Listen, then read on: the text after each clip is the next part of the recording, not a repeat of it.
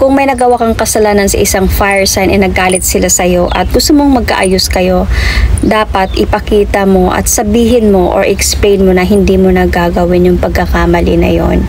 Okay, so dahil hindi talaga sila maniniwala kung salita lang, dapat may effort, may galaw, may action, dahil they are fire signs.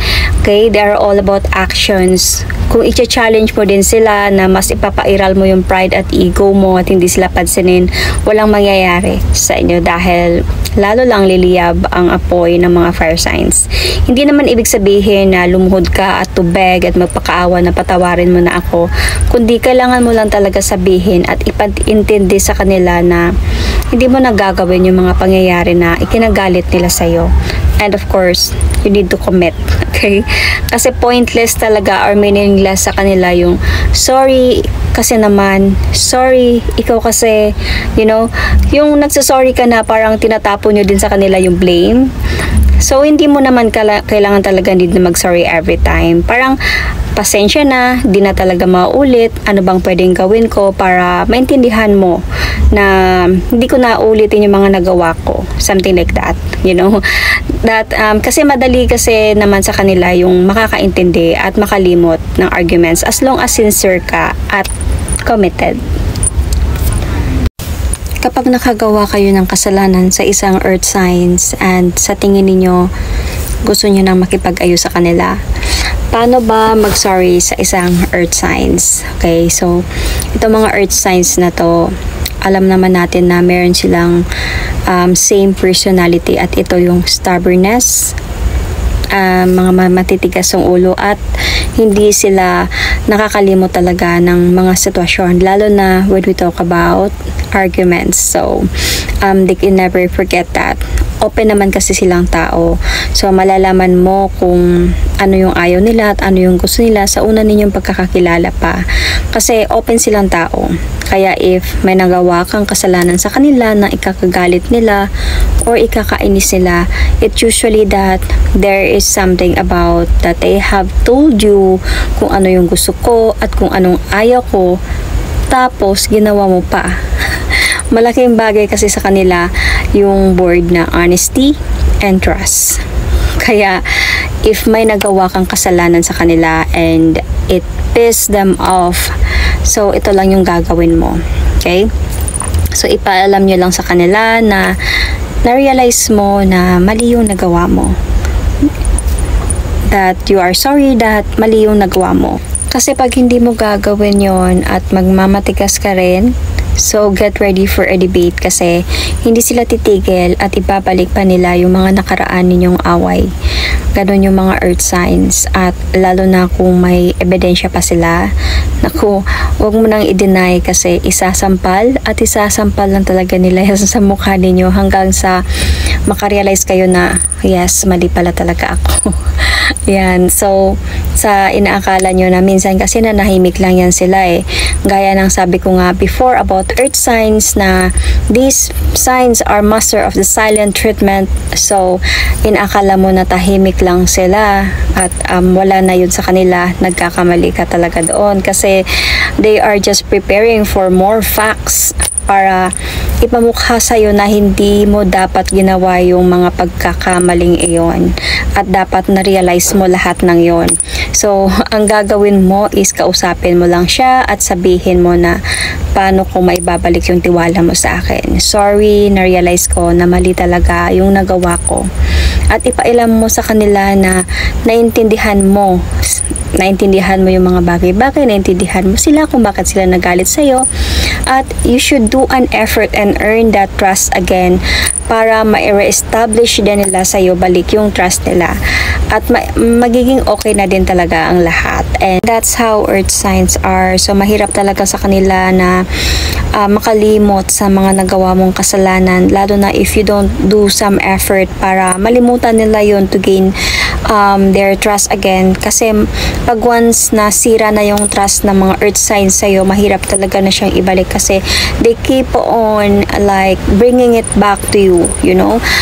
Except lang siguro kung yung valid talaga yung nakita nilang improvement sa'yo or efforts sa'yo na hindi na talaga nila gagawin yung mga ginawa mong kasalanan, then kaya nilang mag-move on talaga from that and go on with you as of course. So that's how katigas, sabi ko nga, stubbornness yung mga earth signs.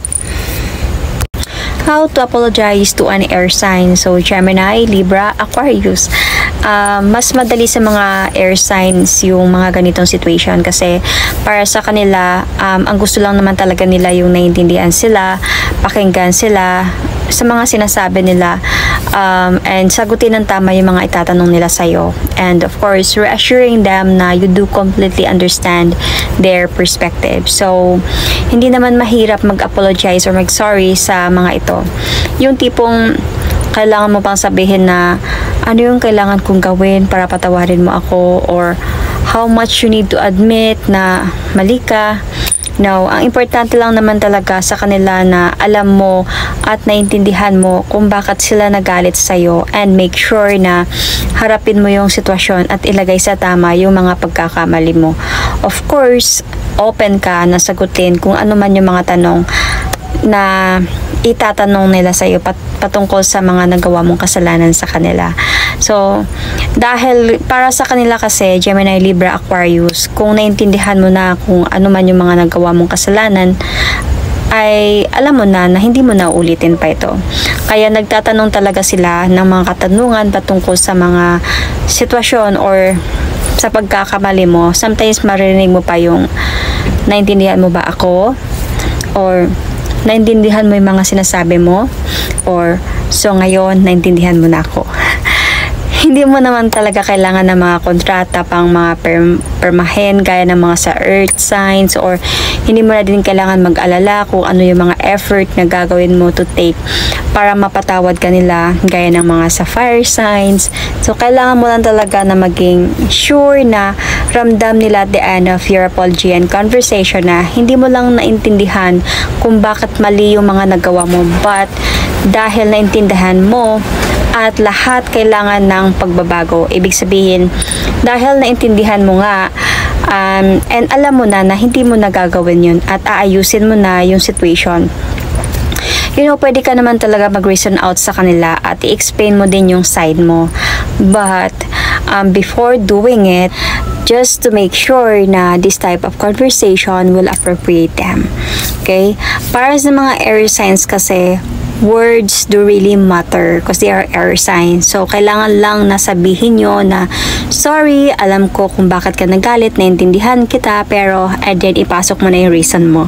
Para sa kanila naman kasi, mas okay yung nagiging totoo ka at may masabi ka para makapag-usap kayo ng maayos at madali ninyong maayos yung problema. Because they are air signs, you know. Air signs is all about communication talaga. Kaya importante sa kanila yung mga itatanong nila sa'yo, importante sa kanila yung mga sasabihin mo, at importante din sa kanila yung mapapakinggan nila kung ano yung mga sides mo. Importante din talaga sa kanila yung anything about meron kayong pag-uusapan. Yun yung importante sa kanila kasi through that, para sa mga air signs kasi, you know what you said and you should remember that and you should not going to do that again. Kung ano man yung mga pagkakamali mo kasi napag-usapan na ninyo yun. Like, napag-usapan na natin to, okay na tayo, so hindi mo na kailangan ibalik yun. So, there is no such like, kailangan ng improvement, na gawin mo to, ito yung kailangan mag-effort or anything else. So no, nothing like that into an air signs because they really do understand things.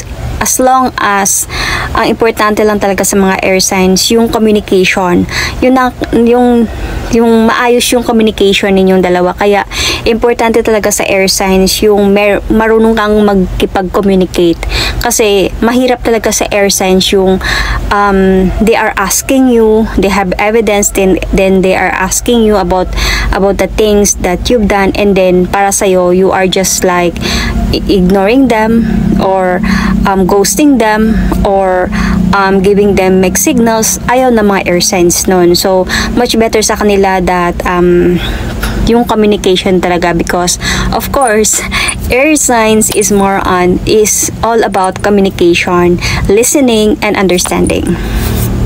Paano ba mag-apologize sa isang water sign, Cancer, Scorpio, Pisces? So, if you need to apologize to a water sign, it is usually because may nagawa kang kasalanan sa kanila na sa paniniwala nila yun yung proof na hindi mo sila mahal the way they deserve to be loved. Dahil dito, nasaktan sila at kailangan mong i-reassure na mahal mo talaga sila.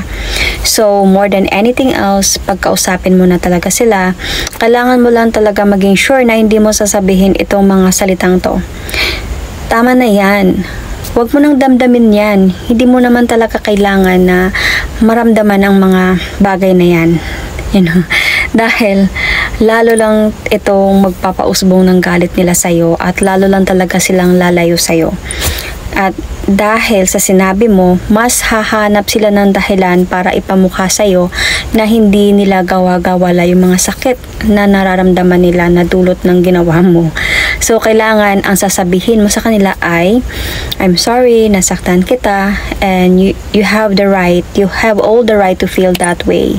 At kailangan mong maging sincere kasi lahat ng water signs, Cancer, Scorpio, Pisces, mabilis talaga yung mga radar nila, yung mga pangangamoy nila, yung intuition nila sa mga taong tinatarantado lang talaga sila.